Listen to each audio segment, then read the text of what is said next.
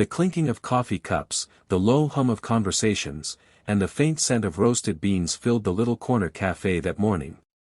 For most people, it was just another ordinary day. But for Daniel, it was a quiet escape from the storm of life. He sat hunched over at a small wooden table, his coat frayed at the edges, sleeves worn thin. His rough hands cradled a chipped mug of black coffee, the cheapest item on the menu. He didn't care about the bitterness, it was warm, and warmth was something he couldn't afford to take for granted. Across the table lay a second chair, empty, though in his heart he wished it wasn't. Daniel wasn't just a man fighting poverty, he was a father fighting despair. Ever since his wife left 3 years ago, he had been raising his 8-year-old daughter, Emily, alone. And though Emily was bright-eyed, full of hope, and endlessly talkative, Daniel carried the weight of her future like a mountain on his back. His job at the construction site had dried up last month. The bills piled on the kitchen counter. The landlord's warnings grew sharper.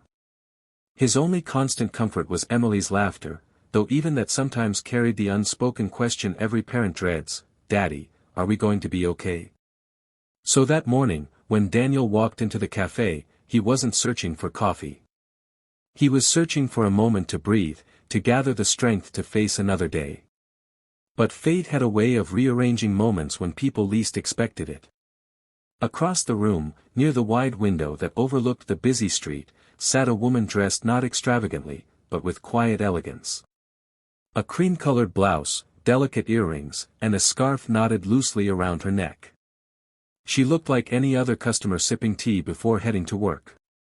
To strangers, she was simply another face in the crowd. Her name was Claire Whitmore. And if anyone at that cafe had recognized her, they might have dropped their cups in shock.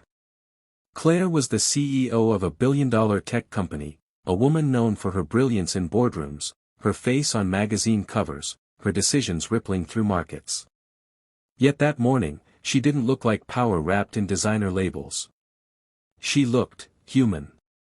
A little weary, even lonely. She picked at her croissant absent-mindedly, scrolling through her phone, her mind swirling with board meetings, hostile investors, and the cold war of corporate politics. No one would have guessed that despite her empire, her heart was on the edge of collapse. And then, it happened. A sharp cough escaped her throat.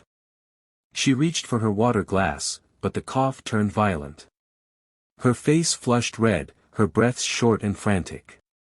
Within seconds, the elegant CEO who commanded rooms with a glance was choking, silently, desperately, her hands clawing at her throat. People froze. Some gasped. A few stood, uncertain what to do.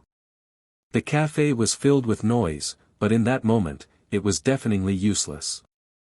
Daniel noticed first. At his table, his tired eyes lifted at the sound of her struggle. And something inside him, an instinct, a fire that came from being a father who knew the value of life, snapped him out of his exhaustion. He shot up from his seat, chair scraping loudly against the floor. Without hesitation, he rushed across the cafe, weaving between tables, his heart pounding. "Somebody call 911, he shouted, but he didn't wait for an answer. Claire's eyes were wide with panic, her breaths blocked by the stubborn piece of pastry lodged in her throat. Daniel slid behind her, wrapping his arms firmly around her waist. "Hang on," he muttered, though she could barely hear. And then, pressure. A hard, upward thrust beneath her ribs. 1. 2. 3. The cafe was silent except for the desperate struggle. On the fourth thrust, the piece of croissant shot from her mouth, landing with a soft thud on the table. She collapsed forward, coughing violently, air rushing back into her lungs. Tears filled her eyes as she gasped for breath. Daniel held her steady, his rough hand surprisingly gentle. "Easy, just breathe," he said softly, his voice calming in contrast to the chaos. The cafe erupted in applause, some clapping out of relief, others murmuring in awe. A few even took out their phones, whispering about what they had just witnessed. But Daniel wasn't thinking about any of them. He only thought about the trembling woman in his arms, the stranger whose life he had just pulled back from the edge. Claire looked up at him, her face pale, her lips quivering. For the first time in years, her carefully constructed mask cracked. She whispered hoarsely, You saved my life." Daniel gave a faint, weary smile. Anyone would have done the same. But deep down, Claire knew that wasn't true. Not everyone would have acted. Not everyone would have cared. For a moment, they locked eyes. Hers, sharp, intelligent, but now softened with gratitude. His, tired, burdened, but filled with quiet strength. Two worlds that should have never collided, suddenly bound together by breath, by survival, by fate.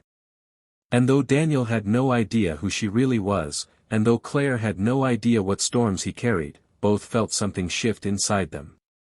That cafe, once just another ordinary place in the city, had become the stage where a struggling father and a powerful CEO met, not as titles, not as roles, but as two human beings caught in life's fragile balance. And neither of them knew that this single moment would change everything.